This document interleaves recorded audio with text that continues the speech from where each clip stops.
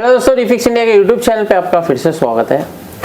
तो दोस्तों, आज की वीडियो में बात करेंगे, हमारे पास पैनल है जो कि इसके अंदर कोई भी वोल्टेज इसके अंदर नहीं बन रही है, इसको किस तरीके से रिपेयर करना है। कई बार क्या होता है, कई पैनल में वोल्टेज आके चली जाती है, कई बार वोल्टेज आती है, पैनल में अलग अलग तरीके के फॉल्ट देखने को मिलते हैं। तो देखिए क्या होता है, काफ़ी सारे टेक्नीशियन को पैनल को रिपेयर करने में प्रॉब्लम आती है, सॉफ्टवेयर करने में प्रॉब्लम आती है। तो अगर आपको भी इस तरीके की दिक्कत आती है और आप अपने काम को आगे बढ़ाना चाहते हैं तो आप हमारे यहाँ ट्रेनिंग ले सकते हैं। अभी हमारी जो ट्रेनिंग स्टार्ट होने वाली है वो ऑनलाइन ट्रेनिंग स्टार्ट होने वाली है।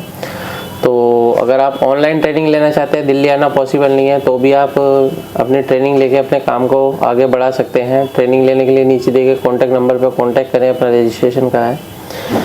अभी क्या है कि हमारे पास जो पैनल है वो नो पिक्चर की कंडीशन में है और पैनल हम देख लेते हैं कौन सी कंपनी का है। यहाँ पे अगर आप देखेंगे तो यहाँ लिखा हुआ है ये BOE कंपनी का पैनल है।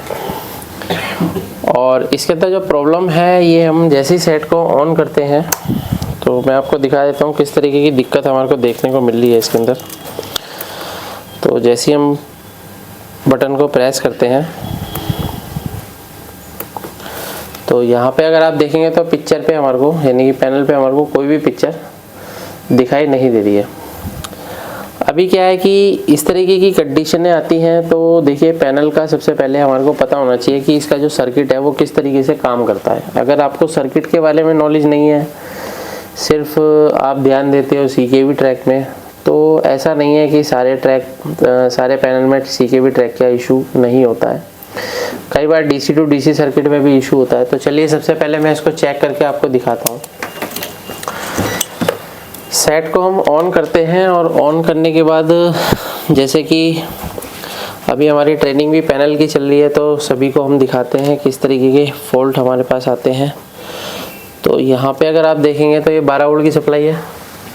Okay, 12 volt.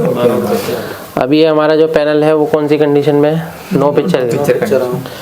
तो देखिए, सबसे पहले हमारे को क्या चीज़ चेक करना होता है, सारी बेसिक वोल्टेज इसके अंदर हमारे को चेक करनी होती है, ठीक है ना।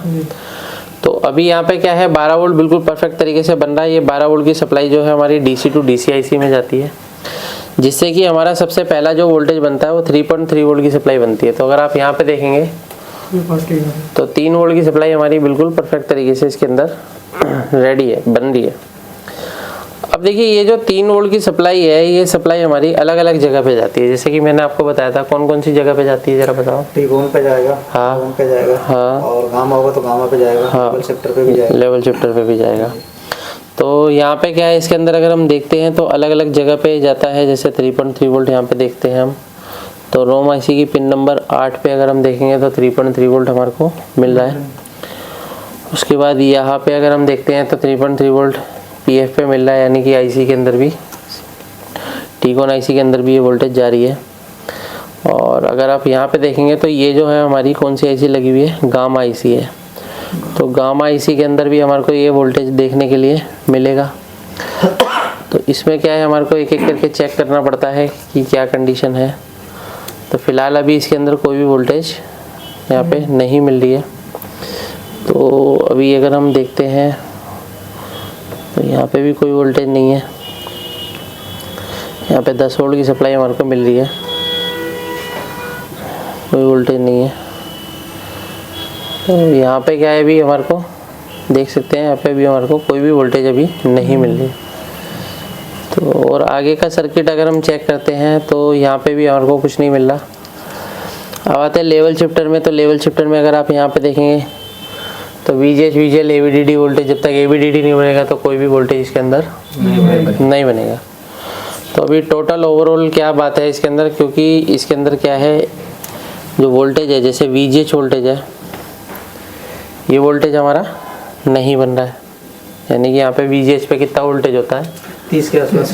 30 के आसपास वोल्टेज होता है। तो यहाँ पे तो कोई वोल्टेज है ही नहीं।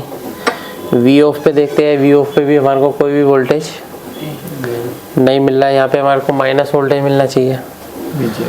तो अभी क्या है, देखिए, इस कंडीशन में हमारे पास पैनल में कई तरीके की दिक्कतें हमारे को मिल सकती है। कई बार क्या होता है कि पैनल के अंदर लीकेज हो जाती है। अब लीकेज क्या होता है कि जो ये PF लगे होते हैं ना, ये ख़राब भी नहीं दिखाते लेकिन ख़राब भी होते हैं। यानी कि दिखाएंगे नहीं लेकिन ख़राब होंगे। क्या होता है कि जब ये वर्किंग में आता है, जैसे हम इसको सप्लाई देते हैं, तब हमारा इसके अंदर जो प्रॉब्लम होती है वो क्रिएट होती है। लेकिन नॉर्मली अगर हम इसको चेक करेंगे तो ये सही दिखाएगा। तो कई बार पीएफ को आपको निकाल के चेक करना पड़ता है। लीकेज पीएफ की जो कंडीशन होती है वो क्या होती है कि दोनों तरफ से आपको वैल्यू शो करेगा। तो अगर वो दोनों तरफ से वैल्यू शो कर रहा है, इसका मतलब वो पीएफ खराब है। एक तो बीप देता है, बीप कंडीशन में भी खराब है, दोनों तरफ वैल्यू दे रहा है तो भी वो खराब है, उस कंडीशन में लीकेज है। अगर वहाँ पे वो 0 दिखा रहा है, आप डायोड रेंज पे भी कई बार चेक करते हो तो डायोड रेंज पे भी क्या होता है कि वो 0 दिखा रहा है। डायोड पे तो बीप आती नहीं है, तो 0 का मतलब क्या हो गया, शॉर्टिंग कंडीशन हो गई। तो इस तरीके की कंडीशनें हमारे को देखने को मिलती है। शॉर्टिंग कंडीशन हो गई, लीकेज कंडीशन हो गई, ओपन कंडीशन हो गई। अभी क्या है कि इसके अंदर क्या है कि हमारे को एक चेक करना पड़ेगा एक एक करके। तो पहले सेट को मैं ऑफ कर लेता हूँ कि यहाँ पे हमारे को क्या कंडीशन मिल रही है। तो यहाँ पे हम सेट कर लेते हैं इसको कंटिन्यूटी पे। अभी क्या है, यहाँ पे अगर आप देखेंगे तो यहाँ पे पीएफ लगे हुए हैं, तो पीएफ को हम चेक करेंगे तो पीएफ पे हमारे को क्या दिखाता है, कंटिन्यूटी दिखाना चाहिए। तो यहाँ पे देखो कोई वैल्यू नहीं है, कोई वैल्यू नहीं है। यहाँ पे देखेंगे कोई वैल्यू नहीं है। तो कई बार कई टेक्नीशियन कहते हैं सारे चेक करने पड़ेंगे। तो सारे का क्या मतलब है, यहाँ पे पूरी दुनिया तो है नहीं, ज़्यादा से ज़्यादा 20 रुपये कैपेसिटर होंगे, तो उसको चेक करने में ज़्यादा टाइम थोड़ी लगता है। तो इसको आपको इत्मीनान से आराम से बैठ के चेक करना पड़ेगा। कई बार कई फॉल्ट ऐसे होते हैं जो जिसमें टाइम लग जाता है। सारे फॉल्ट इस तरीके से नहीं होते कि 1 मिनट में ठीक हो गया। अगर आप सर्किट को समझते हो तो वो फॉल्ट निकलेगा, चाहे वो आज नहीं निकलेगा कल निकलेगा, लेकिन निकलेगा जरूर। तो देखिए, पैनल को रिपेयर करना है तो पैनल की पहले प्रॉपर तरीके से जानकारी होनी चाहिए कि पैनल के अंदर जो सर्किट होता है किस तरीके से काम करता है। जैसे मैंने आपको बताया था DC टू DC सर्किट आज सुबह, वही सेम सर्किट है ये, डिट्टो सेम। तो इसको हम चेक कर रहे हैं एक एक करके, हमारे को देखना पड़ेगा। तो PF तो हमारे को कुछ भी इसके अंदर मिल नहीं रहा, देख रहे हो जी। अभी यहाँ पे देखिए वैल्यू दिखा रहा था। वैल्यू क्या होता है, सर्किट की वैल्यू होती है फिर GR। हाँ GR होती है, ग्राउंड से रीडिंग दिखा रहा है। ठीक है, ये देखो 0 आ रहा है, इसका मतलब ठीक है। उसके बाद देखिए यहाँ पे कुछ डायोड लगे होते हैं। डायोड जो लगे हुए हमारे VGH का है, VGL का है, मॉसफेट लगा होता है। तो अगर आप यहाँ पे देखेंगे तो ये जो सर्किट है किस चीज़ का सर्किट बना हुआ है, ABDD का सर्किट बना हुआ है। ABDD से पहले कॉइल लगेगी, डायोड लगेगा, डायोड के बाद हमारी जो सप्लाई है कहाँ पे जाएगी, मॉसफेट पे जाती है। तो ये मॉसफेट के सोर्स पे जाएगी, किस पे जाएगी, तो मॉसफेट के सोर्स पे अगर हम चेक करते हैं क्या कंडीशन हमें मिल रही है, मॉसफेट को चेक करने की कोशिश करते हैं। तो यहाँ पे क्या है हमारे को, देखिए ये हमारे को क्या मिल रहा है, ये ओपन कंडीशन में मिल रहा है। ठीक है ना, एक साथ ओपन। हाँ। तो अभी क्या है कि अगर हम इसको चेक करेंगे, दोनों तरफ दिखा रहा है। इसके बीच में क्या होता है, डायोड होता है। क्या होता है, डायोड। तो डायोड क्या होता है, एक साइड वैल्यू दिखाता है और दूसरी तरफ कुछ नहीं दिखाएगा। अब सेम कंडीशन हम दूसरी PCB में चेक करेंगे। PCB हमारे पास पड़ी हुई है, हाँ ये रही। अब ये सेम PCB है, देखो इसके अंदर भी सेम सर्किट है। तो इसके अंदर अगर हम चेक करते हैं तो ये हमारे को क्या दिखा रहा है, 555 वैल्यू दिखा रहा है, और ये हमारे को इधर भी वैल्यू दिखा रहा है, ये 555 वैल्यू है। ठीक है ना, यहाँ पे देखते हैं कितना वैल्यू आ रही है, यहाँ पे ज़्यादा वैल्यू आ रही है ना। तो इसको क्या है, एक बार हम रिप्लेस करके देखते हैं क्या कंडीशन हमारी बनेगी। तो मैं रिप्लेस करके आपको दिखाता हूँ। अभी आप देखो, तो कई बार कई कंपोनेंट क्या होता है, लीकेज भी होते हैं। ठीक है ना, इन कंडीशन को क्या बोलते हैं, लीकेज कंडीशन। तो ये क्या होता है, बड़ी आराम से चेक करने वाली चीज़ें होती हैं। ठीक है ना, काफ़ी सारे टेक्नीशियन होते हैं मेरे पास, फ़ोटो भेजते हैं कैसे ठीक होगा, चेक हुआ नहीं है कैसे ठीक होगा। तो भैया पहले खुद चेक करो उसको, सारी चीज़ें देखो, खोलो सेट को। टेबल बनाओ, ऐसी टेबल नहीं होती है, बंद सेट पे आप काम कर रहे हो।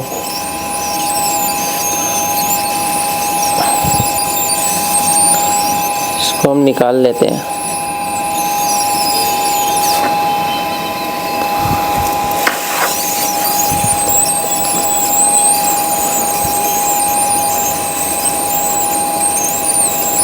तो लगाते हैं कि ये हमारा मॉसफेट होता है और ये कौन से चैनल का होता है? पी चैनल का मॉसफेट होता है। अब ये छोटी छोटी चीज़ें जो होती है वो याद रखने वाली चीज़ें हैं, है क्या नहीं? अब यही चीज़ नहीं पता हुई क्या लगा है, मॉसफेट है, डायोड है, क्या है क्या नहीं है, तो लगे रहो फिर सेट में, सुबह से शाम हो जाएगी, सर्किट ओके नहीं होगा। अभी इस तरीके से सोल्डिंग करेंगे हम सेट को। करने के बाद ये सोल्डिंग करनी ज़रूरी है, ठीक है ना? तो एक बार हम देख लेते हैं सोल्डिंग करके। तो इसको हम नॉर्मली इस तरीके से सोल्डिंग करते हैं। ये देखो, ये हो गई सोल्डिंग, ठीक है। थोड़ा सा टेम्परेचर देखते हैं इसका, सही है, कोई दिक्कत नहीं है। सेट को ऑन करके देखते हैं, इसको रखते हैं साइड में। सेट को ऑन करेंगे, देखते हैं वोल्टेज। आई वोल्टेज कितना वोल्टेज आया? 16 वोल्टेज आ गया। अब ये AVDD बन गया। अब यहाँ से वोल्टेज कहाँ जाएगी? यहाँ से वोल्टेज जाएगी डायोड के अंदर। किसके अंदर? देखो ये 16 वोल्ट चला गया, गया डायोड में। फिर डायोड से निकलेगा, क्या होएगा? 24 वोल्ट बन गया। अब ये दूसरे डायोड में जाएगा, ये चला गया, कितना वोल्ट चला गया? 24। यहाँ पे क्या होगा? इंक्रीज होगा 30, इंक्रीज होगा, यानी चार्ज पंप सर्किट और 32 हो गया 32। कर रहा है, सेम सर्किट है। तो इस तरीके से हम काम करते हैं। अभी देखो यहाँ पे VGL वोल्टेज भी बन गया VGL वोल्टेज। भाई ये डायोड लगा हुआ है, इसका एक सिरा तो ग्राउंड हो गया, एक सिरे पे हमारा नेगेटिव वोल्टेज बनेगा। डिवाइडर सर्किट लगा के PF लगा के ग्राउंड करते हैं। यहाँ पे देखोगे तो ये हमारी नेगेटिव ड्राइव बनाएगा।